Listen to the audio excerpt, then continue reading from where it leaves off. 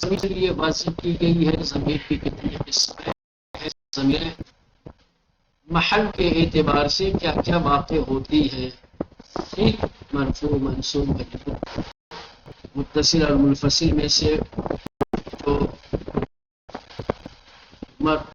ضمیر منفصل ہے وہ صرف مرفوع اور منصوب واقع ہوتی ہے، اور جو متصل ہے وہ مرفوع منصوب اور مجرور بھی واقع ہوتی ہے۔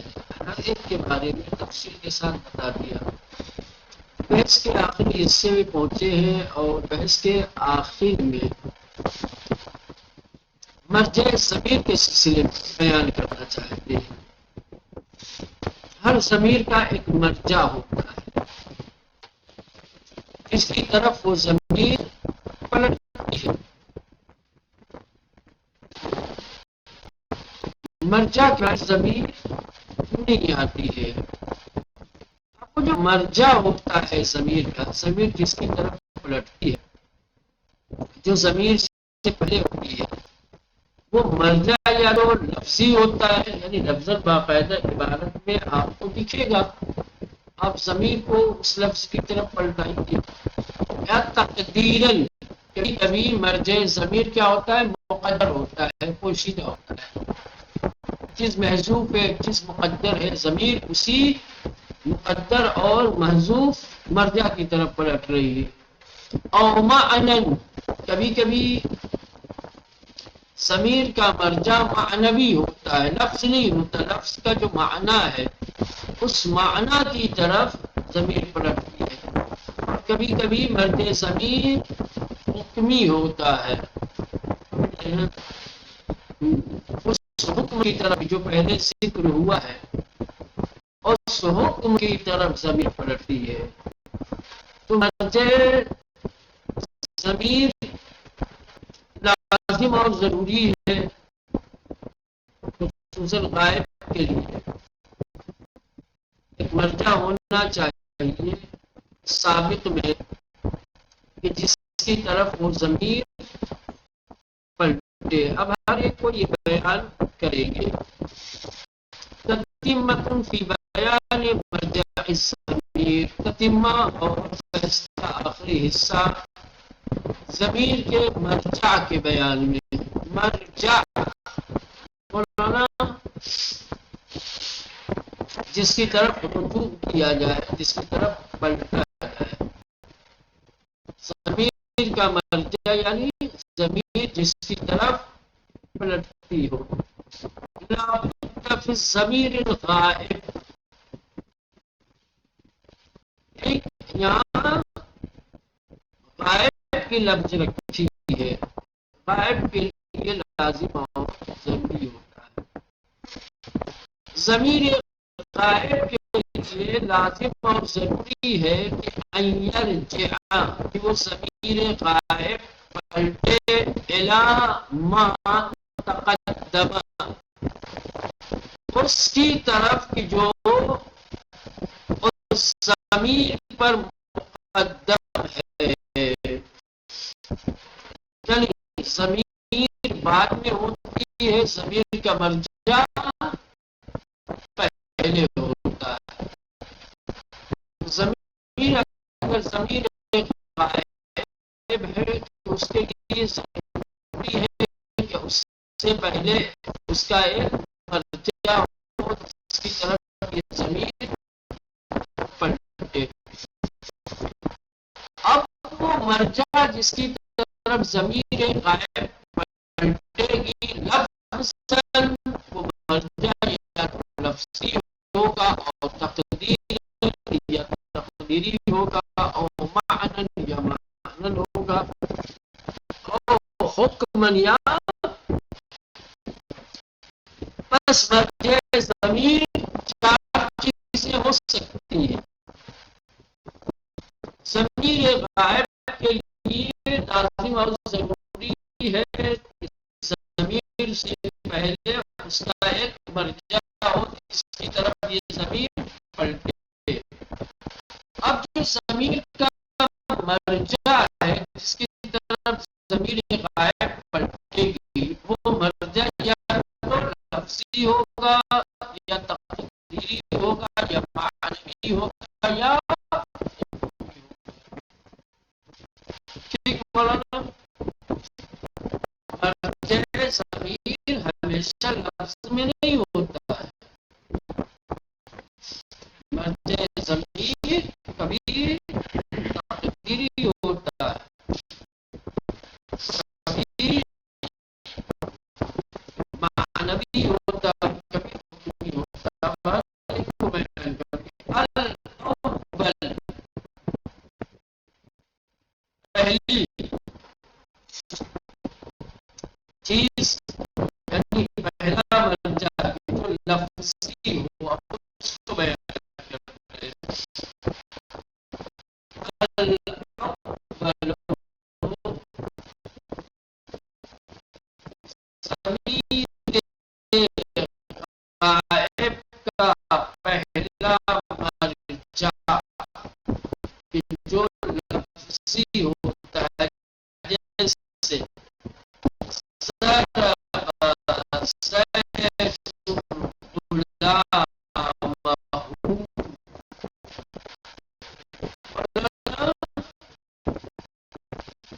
زمین کہاں ہے اس میں؟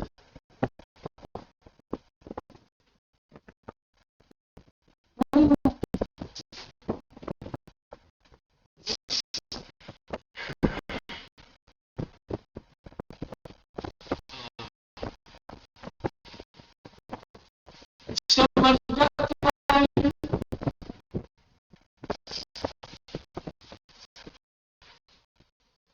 زید ہے.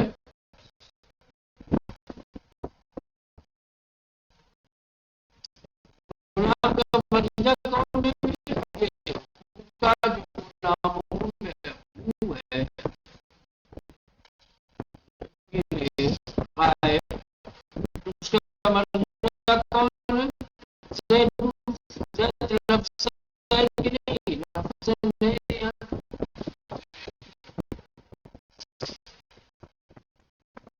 ضرب زید مارا زید نے غلام اپنے غلام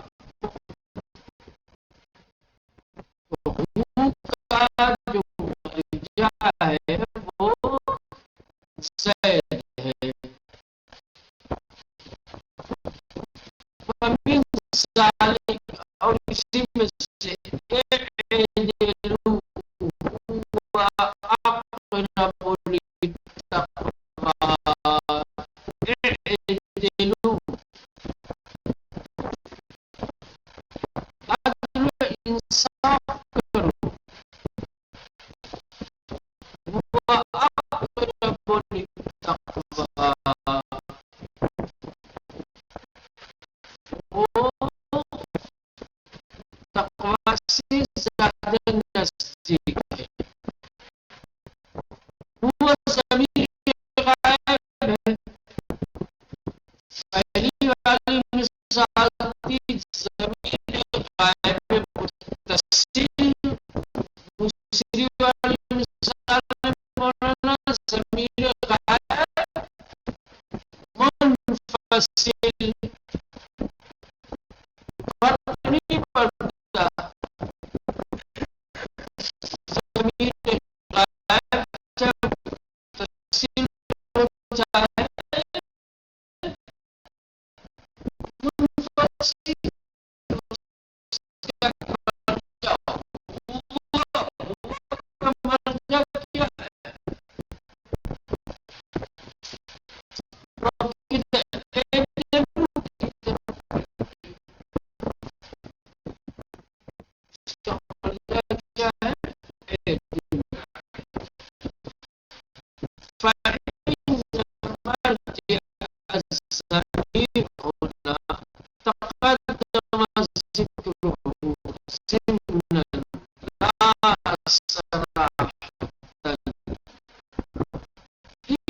دوسری مثال ہے. دوسری والی مثال میں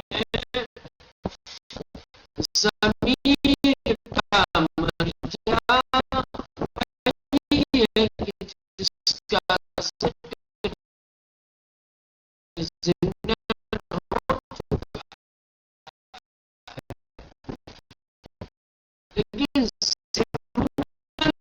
هو صراحة وهو العدل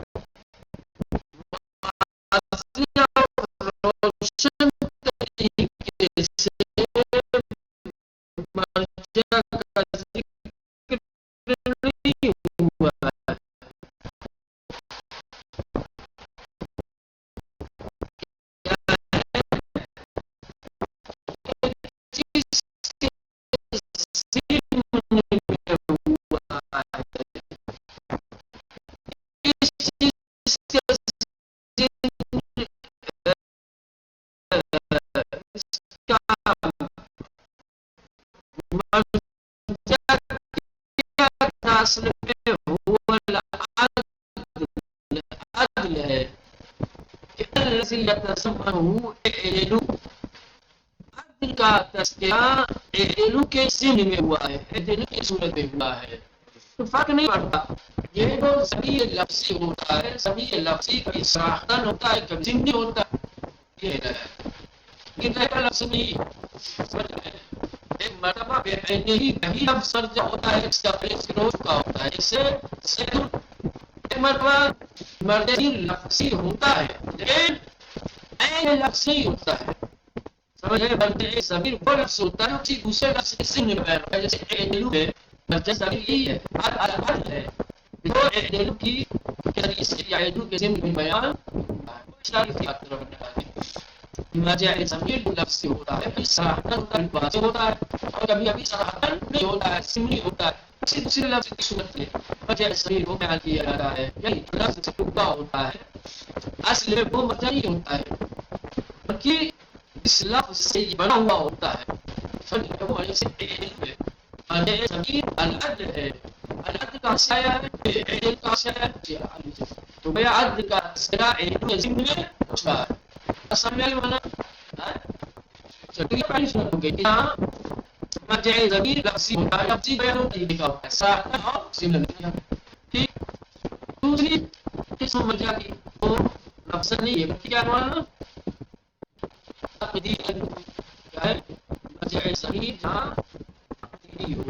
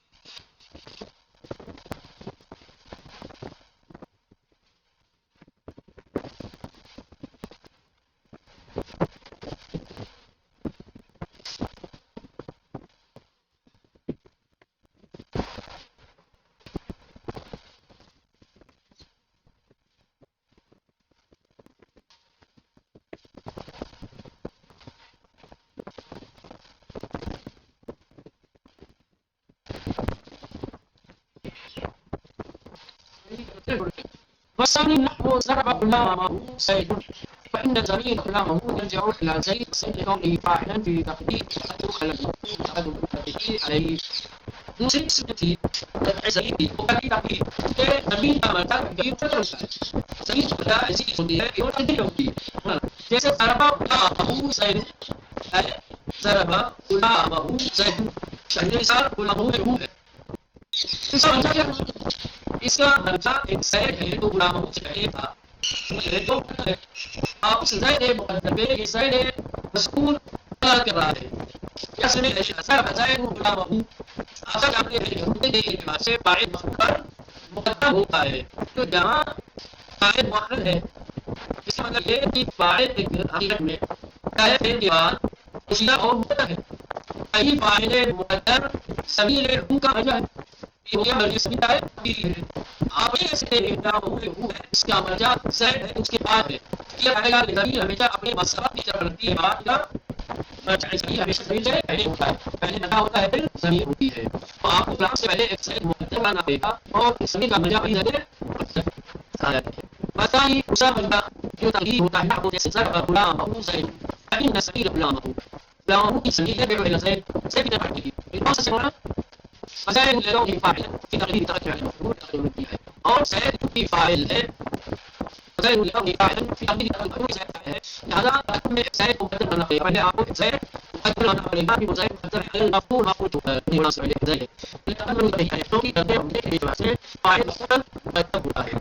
لہذا غلاموں کی ضمیر غلاموں سے پہلے زید مقدر کی حقیقت میں فاعل تھا سو آ جائے گا. یہ بات ہے غلام اس کو غلام سے ہوتا ہے سو کیا ہے بیماری ہے. لیکن سبھی بات طرف نہیں پڑھا سکتے کیونکہ آپ کو کیا ہے سبھی بات کرتے ہیں وہ سبھی بات نہیں پڑھا سکتے. مقام کے لیے بھی سمجھا پڑے گا اس مقام کو سمجھنا اور ویسا نہیں لیتا ہے. لہٰذا ایک فائل کو بہتر بننا پڑے گا جو مفہوم سے پہلے تھا. کسی زمین کبھی کبھی زمین کے معنوی ہوتی ہے ہوتا ہے زمین کا ہوتا معنوی ہوتا ہے.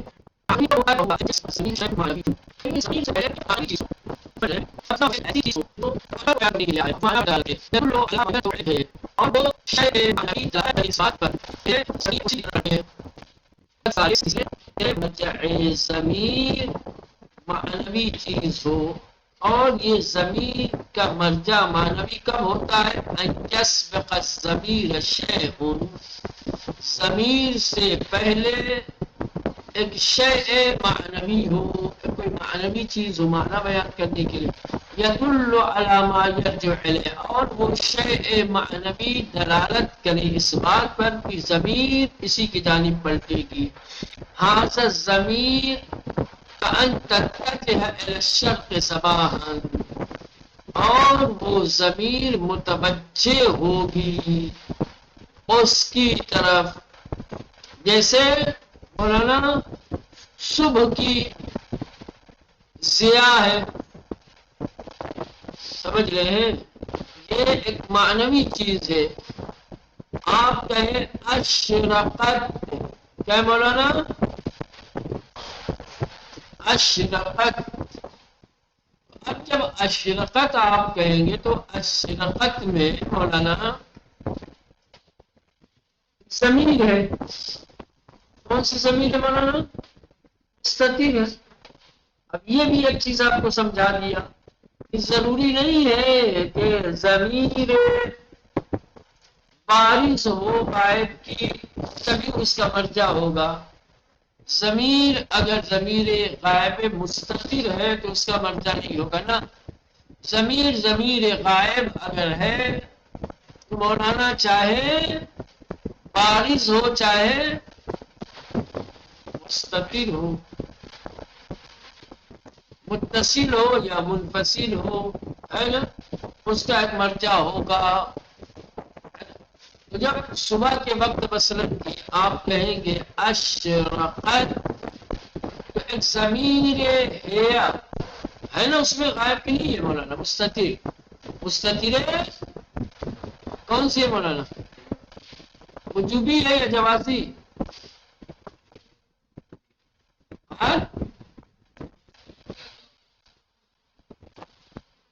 کون سی ہے بتاؤ جلدی سے. جوازی. ماضی میں دو ہی ہوتی ہے، ماضی ہے نا اشرقت، اشرقا، اشرقو، اشرقت، واحد مؤنث غائب. ٹھیک ہے نا.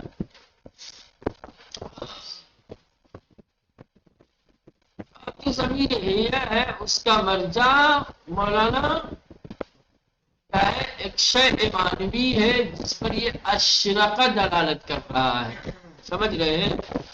مجھے اشرقہ نہیں ہے بلکہ صبح کی کرن ہے، صبح کی روشنی اور صبح کی ضیاء ہے. کس کا؟ ہیا کا مرجع. اور تتجہ الی الغرب، یا تو صبح کی مشرق کی طرف وہ ضمیر، شرق کی طرف، شرق سے مراد بھائی شرق صباح سے مراد مطلب صبح کی کرن. تو مرجع ضمیر یا تو صبح کی کرن ہوگی یا مرجع ضمیر جو ہے کیا ہوگی مولانا؟ کیا ہے؟ غروب کا وقت ہوگا، دن کا جو آخری حصہ ہے. فتقول، اگر آپ کو فرض کر لیں شام کے غروب کو بیان کرنا ہے، دن ڈوب رہا ہے اس کو بیان کرنا ہے، تو آپ کہیں گے غربت. اب غربت میں جو ضمیر ہیا واحد مؤنث پوشیدہ ہے اس کا مرجع کیا ہے مولانا؟ مجھے الغرب ہے نہ کہ غربت. معنی یہ غربت جس پر دلالت کر رہا ہے. تو گویا نہ ضمیر کا مرجع لفظی ہے نہ تقدیری ہے بلکہ معنوی ہے. اشرقہ شرق صباح کو بیان کرتا ہے، شرق صباح کا معنی رکھتا ہے، اور غربہ مولانا مغرب کا معنی دیتا ہے. تو مرجع ضمیر ان دونوں مثالوں میں کیا ہے؟ اشرقہ اور کیا ہے؟ غربہ نہیں ہے، بلکہ یہ لفظ جس معنی پر دلالت کرتے ہیں وہ معنی مرجع ہے. اشرقہ میں یعنی شرق صباح، غربہ میں الغرب یا آخری دن کا آخری حصہ. اور من ذالک، اور اسی